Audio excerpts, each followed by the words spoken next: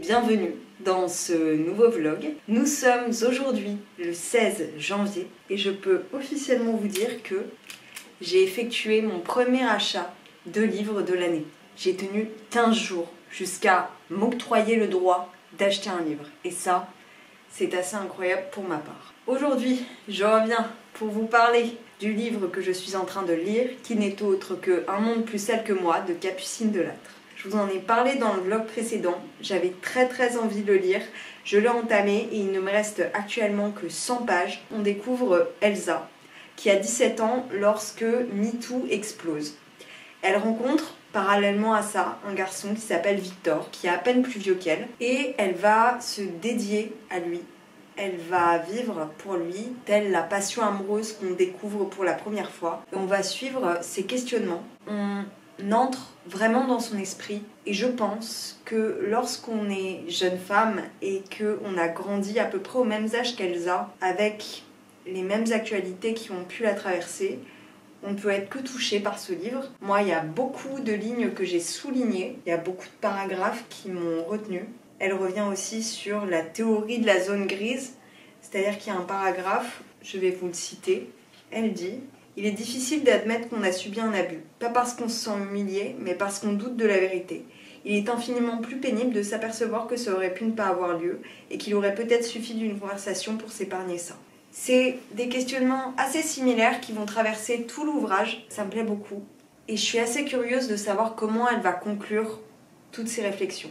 Ce que je peux vous annoncer, c'est qu'il y a un nouveau livre qui s'est ajouté au corpus de la vidéo sur la santé mentale. D'ailleurs, merci pour vos retours en commentaire et en DM par rapport à cette vidéo sur les TCA, parce que je suis très frileuse à l'idée d'en parler en vidéo. J'ai peur de recevoir des remarques négatives, mais bon, c'est aussi le jeu et je crois qu'il en vaut la chandelle. Donc pour l'instant, j'ai 3 à 4 livres, voire 5 dans cette vidéo, donc à mon avis ce vlog là sera plus ou moins long, il arrivera fin janvier, plutôt début février à mon avis, après le bilan culturel du mois de janvier je pense. Pour ce qui est d'aujourd'hui, je suis simplement allée faire des courses, je n'ai pas voulu sortir ce matin étant donné la fraîcheur du temps parisien. Après ce plan, je compte aller corriger des candidatures de stage et des lettres de motivation pour pouvoir les envoyer à la suite.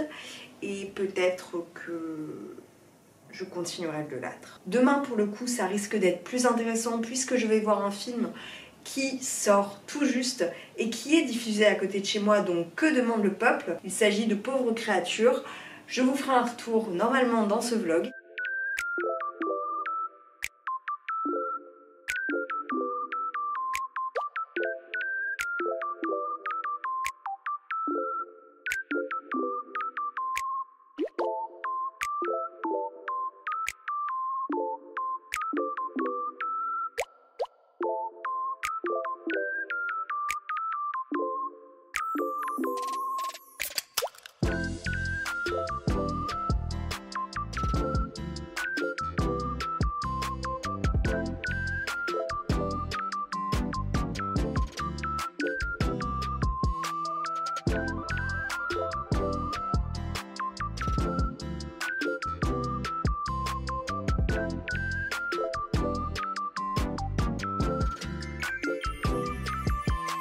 Nous sommes le jeudi 18 janvier. Je suis allée au cinéma hier, j'ai vu Pauvres créatures de Lanthimos. Je ne sais pas quoi vous dire sur ce film. Pour celles et ceux qui n'auraient pas le synopsis, je vous fais un petit résumé. On suit une femme qui s'appelle Bella, incarnée par Emma Stone, et c'est plus ou moins une réinterprétation, une réécriture de Frankenstein de Mary Shelley. Emma Stone est absolument sublime. Et on la voit apprendre petit à petit, s'élever intellectuellement. On va voguer entre le fantastique, l'horreur surtout, Moi, je résumerais ce film en conte horrifique. C'est-à-dire que ça va vraiment être la reprise de cette histoire initiale avec énormément de codes, à la fois des contes et de l'horreur. C'est un film qui est très perturbant, très déstabilisant. Je vous préviens dès le début, il y a du sang, du découpage de corps, il y a beaucoup de sexe et il y a des prises de vue qui sont très graphiques, si je puis le dire ainsi. C'est vraiment un film sur les fluides corporels dans ce qu'il y a de plus brut chez l'humain. Il va nous déstabiliser, il va nous prendre, il va nous envoyer d'un côté à l'autre de la pièce. Il y a des plans qui sont faits au fisheye, ce qui nous donne une sensation très perturbante, très désagréable, qui effectivement nous déstabilise. C'est un adjectif que je ne cesse de répéter ici, mais c'est la définition même de ce film. J'ai pas envie de vous en dire plus, juste qu'on va la voir avancer dans sa vie. Le film est très long, je vous préviens dès le début, si ça vous donne envie, de par la bande-annonce, il fait 2h20. Emma Stone, je trouve que elle incarne son personnage, mais d'une façon impressionnante.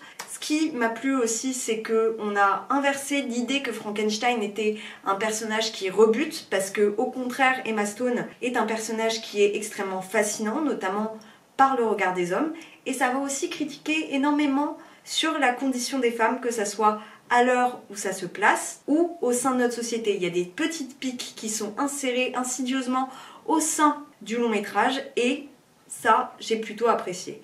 Donc, film très particulier. Si vous l'avez vu, je veux bien votre avis en commentaire parce que aujourd'hui encore, je suis perturbée par mon visionnage. Ensuite, revenons à mes lectures. J'ai lu Un monde plus sale que moi de Capucine Delattre. Je l'ai terminé hier soir. Ce livre est extrêmement instructif. C'est-à-dire que comme je l'ai évoqué et je pensais que ça allait être que un point dans l'intrigue, mais pas l'intrigue en elle-même, Capucine Delattre va revenir sur la zone grise. Elle va utiliser le personnage de Elsa, jeune fille de 17 ans, qui va revenir sur sa propre histoire avec Victor, son premier amour. Et à l'heure de MeToo, qui est en toile de fond, je trouve que c'est très pertinent. Je trouve aussi que c'est très pertinent pour des personnes qui peuvent avoir l'âge du personnage principal. Il y a toute une notion de compréhension de la part de l'autre, il y a une compréhension de soi-même, de la difficulté de comprendre et de théoriser, d'accepter qu'on a été abusé. À mon avis, c'est un livre qu'il faut donner à des jeunes filles qui entrent tout juste dans leur sexualité et qui peut vraiment les aider. Quoi qu'il en soit, je félicite Capucine par la brièveté de ses phrases, ses explications succinctes et cette plongée intérieure qu'elle nous a offert. C'est vrai que j'ai beaucoup pensé à l'adolescente que j'étais et ça a donné un petit peu de baume au cœur à l'adolescente que j'ai pu être. Ensuite, après ma séance hier, je ne pouvais pas faire autre chose que me diriger vers le Emmaüs qui se trouve à côté. Et il se trouve que ma quête littéraire a été fructueuse. J'ai donc trouvé 3 livres que je vais vous montrer de suite. J'ai trouvé Ma Reine de Jean-Baptiste Andréa. J'ai lu à la fois Des Diables et des Saints que j'ai tout bonnement adoré. Il était, je crois, dans mon top de 2022. Vraiment un roman incroyable que je peux que vous conseiller. Et j'ai lu Veiller sur elle, qui est donc le dernier prix Goncourt, que tout le monde lit, que tout le monde a acheté, je crois. Et c'est un livre qui m'a plu, que j'ai trouvé très beau parce que peu importe où il se place, Jean-Baptiste Andréa a une plume absolument incroyable. Mais j'ai été beaucoup moins touchée et pour moi, celui qui a une barre très très haute, c'est quand même Des Diables et des Saints. Mais ici, il s'agit d'un roman antérieur qui a été paru en 2017 vraisemblablement. La version poche est donc chez Folio à 1€. Je n'ai pas hésité, je me suis ruée dessus. On va être avec 2 personnages, 2 adolescentes qui s'appellent Shell et Viviane dans l'été 65, dans la vallée de l'As, et je n'en sais pas plus, et à vrai dire, je n'ai pas forcément envie d'en savoir plus, donc j'ai hyper hâte de lire, je pense que ça sera plus pour les beaux jours. Deuxième livre que j'ai trouvé, et j'étais tellement heureuse, je me suis ruée dessus également, il s'agit de Jane Eyre de Charlotte Brontë. Je n'ai jamais lu Charlotte Brontë, j'ai lu Émilie Brontë avec Le Haut de Hurlevent que j'ai tout bonnement détesté. Mais Charlotte Brontë, j'avais écouté Jane Eyre en version France Culture parce qu'ils faisaient des épisodes fiction et ils avaient adapté ce roman en version auditive. J'avais beaucoup aimé mon écoute, mais je veux me tenter à cette plume, à vraiment lire ces mots. Il ne me semble pas que j'ai besoin de vous faire un résumé, de toute façon c'est un classique de la littérature anglaise et j'ai grand hâte de m'y tenter étant donné que j'ai vu plusieurs meilleure lecture de 2023 où il était nommé dedans. Et enfin, un autre classique, anglais également. J'ai voulu revenir à quelque chose avec lequel je suis fâchée, puisqu'il s'agit d'un auteur de théâtre anglais que j'ai dû lire en licence, en L2 précisément, avec une œuvre qui s'appelle Le Roi Lear. J'ai dû le lire en ancien anglais. Ça a été ma terreur. Je veux essayer d'aller plus loin dans ce que j'ai pas aimé et de peut-être découvrir une autre œuvre qui pourra me plaire. C'est ce pourquoi j'ai acheté Macbeth de Shakespeare.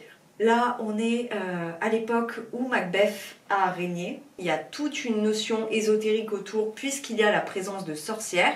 C'est d'ailleurs les personnages qui arrivent en premier dans la pièce puisque je l'ai débuté hier soir et pour l'instant j'aime assez. Je trouve que l'écriture est quand même très très prenante et Shakespeare, même s'il ne veut pas faire de la comédie, a quand même des points d'humour dans son écriture à mon sens. Donc j'ai hâte de voir ce que ça va donner. Cette pièce, c'est aussi la théorisation de tout ce qu'il y a de cruel en l'homme et c'est aussi ce pourquoi j'ai envie de m'y tenter parce que je pense qu'il a énormément de choses à dire. Voilà encore des livres qui s'ajoutent à mes bibliothèques et je me suis rendu compte en commençant à monter ce vlog que je ne vous avais pas dit quel titre j'avais acheté antérieurement, c'est-à-dire le 15.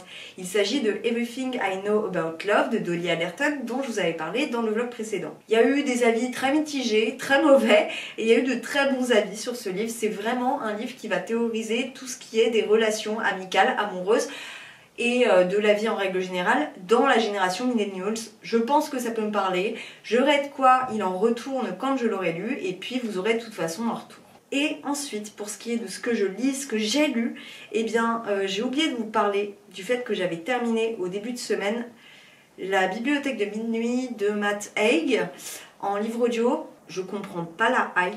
Alors c'est un livre qui a été très plébiscité sur les internets, sur les réseaux sociaux, etc. etc. Comme quoi il avait soi-disant changé la vie de certaines personnes. À mon sens, c'est du développement personnel caché dans de la fiction, puisqu'on va suivre une protagoniste principale qui va redécouvrir à travers une bibliothèque plusieurs possibilités de vie qu'elle aurait pu avoir. Et on va suivre ses pérégrinations dans ces dimensions parallèles, plus ou moins. À la fois, c'était distrayant, mais la fin était un peu convenue. Il y a beaucoup de mentions de réseaux sociaux, d'applications, tout ça, puisque c'est à l'époque actuelle. Ça me dérange pas en règle générale, mais quand on est placé dans un univers strictement factuel, réel, proche du nôtre. Mais alors là, vu qu'il y avait une dimension hyper onirique, ça collait pas du tout avec l'intrigue et c'est un truc qui m'a un petit peu éloignée de ma lecture, enfin de mon écoute en tout cas. Je me suis dit bon, moi je l'aurais lu, mais ouais, je vous le conseille pas à 2000 quoi. Et ensuite, je me suis rappelé, il y a peu, que la bibliothèque de Paris a une quantité astronomique d'œuvres en dématérialisé, dont des livres audio. Et j'ai vu dans certains tops, là encore, de cette année 2023, que un livre de Tiffany McDaniel avait été très très plébiscité. Je parle pas de Betty, je parle de L'été où tout a fondu. J'ai commencé à l'écouter. Mon Dieu qu'il est bien. Je suis absolument prise par mon écoute, c'est fou. En fait, dans L'été où tout a fondu, on va suivre un garçon au fin fond des États-Unis dans l'année 1984 et pendant cette année, son père, qui s'appelle Autopsie, va faire appel au diable et va lui demander de venir. Ce qui avait été plus ou moins pris par-dessus la jambe par le père va s'avérer arriver. Et un jour, un garçon, un adolescent, va venir dans cette ville et va commencer à côtoyer les habitants, surtout cette famille. Je suis à, on va dire, un quart du bouquin en audio. J'aime beaucoup l'intrigue, j'aime beaucoup le rythme qu'il y a. On n'a pas de moment de respiration dedans. Même grâce à des détails qu'elle nous donne, eh bien on arrive à rester plongé dans ce qui nous est raconté. Vraiment, c'est très très prenant, donc j'ai hâte de le continuer et j'adore commencer mes journées en l'écoutant. Donc je vous en dirai plus quand je l'aurai avancé, mais là, pépite. Et à côté de Macbeth hier soir, je me suis dit que pour avoir quelque chose de très détente, de très doudou, j'allais continuer La Petite Faiseuse de Livres, tome 3. Mais ça, je vais pas m'épancher dessus puisque c'est simplement la suite et j'ai eu grand plaisir à retrouver cette petite héroïne. Pour finir ce plan, puisque je vois des vidéos fleurir de partout sur la palle de 2024, je vais vous parler un petit peu de ce qui me donne envie. Dans ce que j'ai, il y a surtout les classiques qui me donnent envie. Je me dis qu'il faut vraiment, vraiment que je me remette à lire des classiques. Il y a donc Jane Eyre que je viens de me procurer, mais il y a aussi les frères Karamazov qu'il faut que je lise. Il y a Notre-Dame de Paris, Anna Karénine qui m'attend également. Il y a beaucoup de Balzac, notamment le Père Goriot que je n'ai jamais lu. Il y a l'œuvre de Zola. La dernière fois que j'étais chez mes parents parce que j'hésitais à savoir quel livre j'allais emmener, j'ai lu le début du livre. J'ai failli me le prendre tellement il était bien écrit. Il y a Nana aussi qu'il faut que je lise de Zola. Ça fait très longtemps que j'ai pas lu Zola. Ça doit faire 2 ans. Et j'en ai encore plein dans mes placards que j'ai pas encore ouverts. Donc il serait temps que je m'y remette. Et puis il y a des contemporains. Et puis il y a plein de livres que j'ai envie de lire, mais c'est surtout en fonction des périodes. Donc il y a La Peste de Camus aussi. Il y en a trop. Il y a beaucoup d'essais. Bref, dans cette palle, il y a beaucoup de livres qui m'attendent. Là, je vous fais pas une vidéo précise parce que comme vous le voyez, c'est un peu le bordel à la fois dans mes bibliothèques et à la fois dans ma tête. Mais peut-être qu'un jour ça pondra. Peut-être par saison plutôt. Je pense que je vais plutôt fonctionner comme ça. Parce que sur un an, en fait, c'est compliqué de se donner un ordre d'idée et on sera peut-être pas dans le même mood d'ici quelques mois. On verra ce que ça donne. Sur ces mots, sur mes achats, sur mes lectures, sur mes visionnages, je vous laisse et puis nous, on se retrouve dans la suite de ce vlog.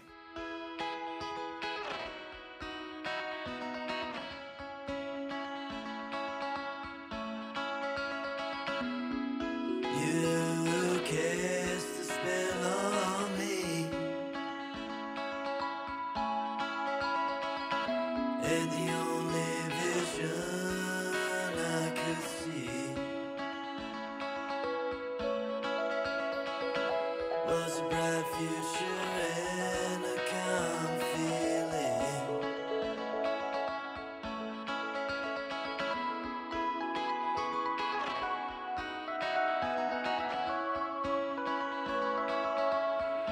You're always sweet.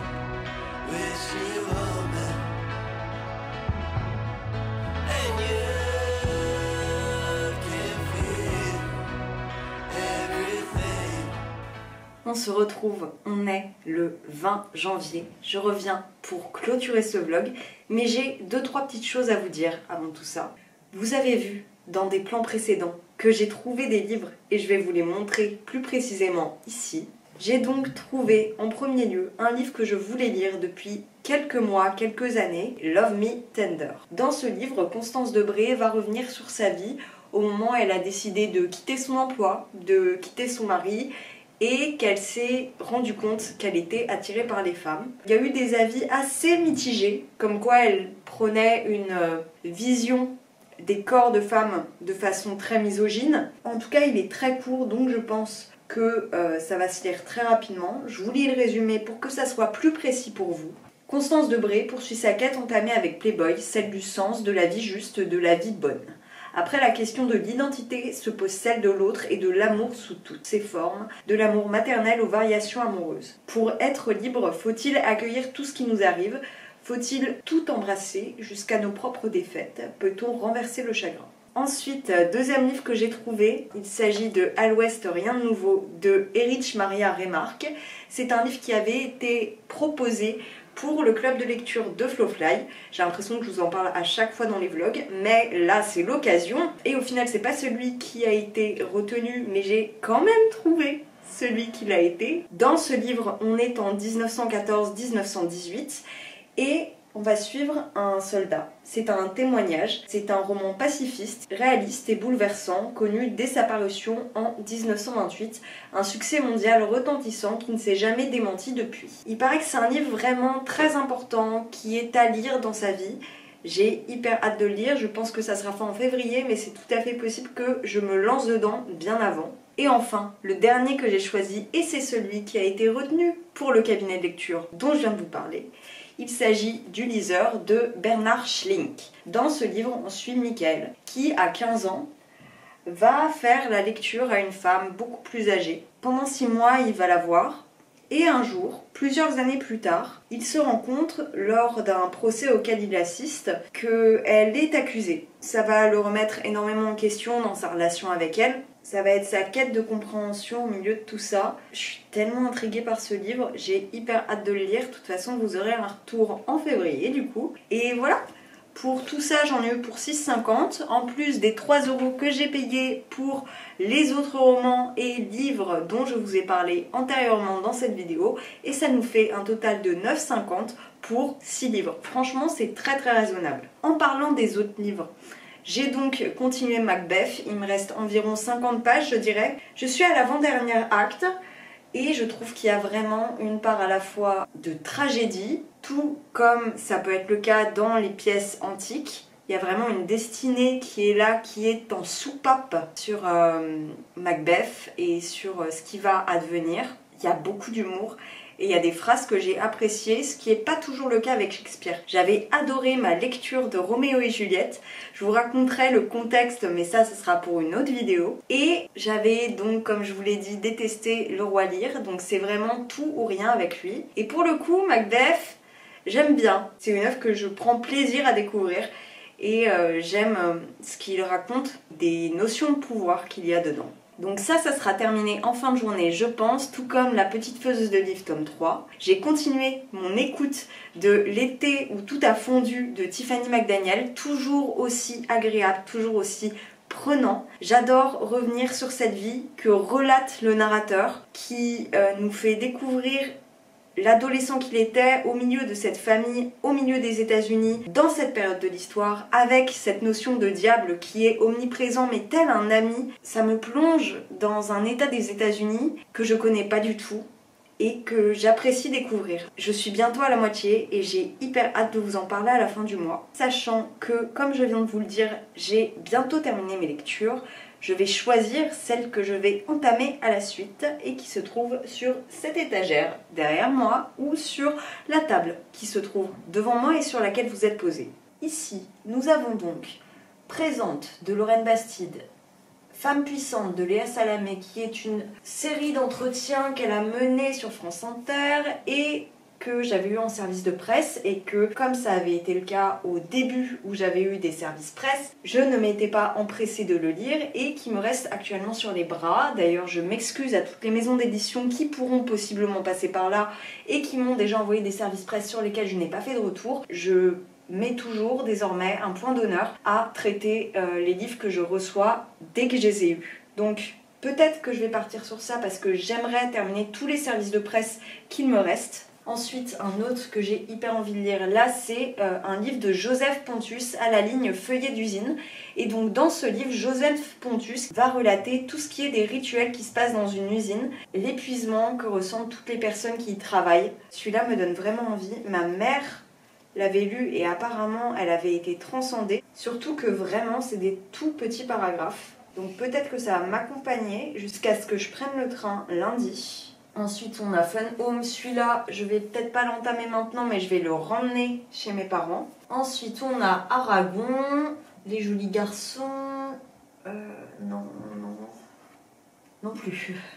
Ça, c'est un essai sur le cinéma qui s'appelle Femmes et cinéma, sois belle et tais-toi. Et j'adore ces éditions Belin sur plusieurs notions de société. Moi, j'avais déjà lu quelque chose qui était plutôt sur l'urbanisme et l'organisation des villes, que j'avais adoré. À la fin, il y a un petit quiz, j'adore. Il y a énormément de notes au niveau des références et ça, c'est aussi quelque chose que j'apprécie énormément. Et il fait pas beaucoup de pages, il fait 70 pages, par contre, c'est hyper fourni, quoi. Et puis, dans l'organisation des pages, il y a vraiment quelque chose de très graphique. Il y a des zooms sur des périodes de l'histoire. Il y a des sous-parties dans les parties et ça, j'apprécie assez. Je vais me le mettre de côté et puis je vais me laisser le temps de méditer sur tout ça. Il y a aussi le Sun Tzu qui, celui-là, sera lu en un rien de temps, je pense, puisque c'est un petit peu comme des haïkus. Et ben, je vais faire un choix dans tout ça. Je vous les remonte tous et puis je vais vous laisser.